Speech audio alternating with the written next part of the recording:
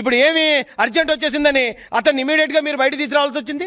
ఓ 4-5 YCP కార్యకర్తలు అని చెప్పి బయటకు వచ్చి అతను మాకు సంబంధం లేదంటున్నారు. ఎవరికి సంబంధం లేదు?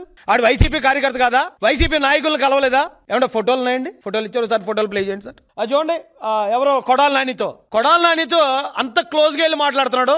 ఆడు ఈ రోజున వైసీపీకి సంబంధం లేదని మాకు చెప్తే ప్రజలు నమ్మే విధంగా ఉందా? ఎవడండి మీ అబద్ధాలు నమ్మేది? సిగ్గు ఎగ్గు లేకుండా అబద్ధాలు చెప్తున్నారు.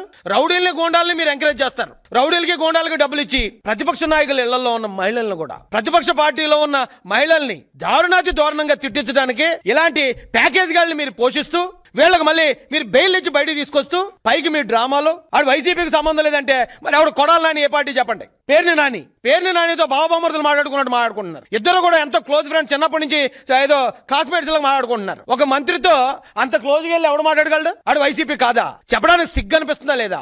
ఏదన్నా ఒక సిగ్గుమాల పని చేసినప్పుడు అది మీరు ఎస్ మేము చేసామని చెప్పుకోవడానికి కనీసం ధైర్యం చేయండి. ఒక పక్కనేమో ఏదో పనులు చేసుకుంటూ వెళ్తారు, మరో పక్కన అతను మాకు సంబంధం లేదని ప్రచారం చేస్తూ ఉంటారు.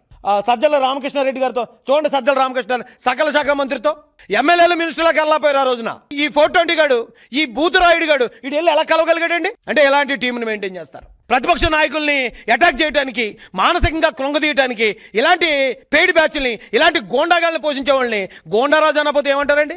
వీళ్ళు పోషించింది కాకుండా ఇప్పుడు మళ్ళీ వాళ్ళని బయట తీసుకురావటం మీరు గమనించారు లేదో? ఇందాక ఫస్ట్ వీడియో చూపించినప్పుడు అతను చెప్పింది ఏంటంటే లీగల్ టీము కేవలం ఈ రాష్ట్రంలో ఇద్దరి కోసమే పనిచేసింది. జగన్ లీగల్ టీము ఒకటి నా కోసం, అంటే బోరుగడ్డ అనిల్ కోసం, రెండోది సీతారామాంజనేయులు అంటే ఒక పోలీస్ అధికారి కోసం. అంటే ఈ జగన్మోహన్ రెడ్డి అనే ఒక గోండారాజుకి ఇక్కడ ముఖ్యమంత్రి పదవి ఇస్తే ఇలాంటి గోండాగాళ్ళనే కాదు పోలీసులను కూడా అతను రౌడీజానికి ఉపయోగించుకుంటాడు అంటానికి ఇంతకన్నా ఆధారం ఏమైనా కావాలా? ఆ డైరెక్ట్గా వచ్చి చెప్తున్నాడు, నేను జగన్మోహన్ రెడ్డి ప్రియ శిష్యుణ్ణి, నాకు అతనే నన్ను పిలిపించాడు అని చెప్తూనే మేము పోలీసులు ఏకమయ్యాం. 2019 నుంచి 24 దాకా ఇలాంటి గోండాగాళ్ళు పోలీసులు ఏకమయ్యి మేము జగన్ కోసం పనిచేసామని క్లియర్ గా టెస్ట్ మోన్ ఇస్తా ఉంటే, ప్రజలందరి ముందు మాట్లాడుతూ ఉంటే ఆడు మావోడు కదని చెప్పి ఆడుతున్న మీ డ్రామాలు నమ్మేది ఎవడో?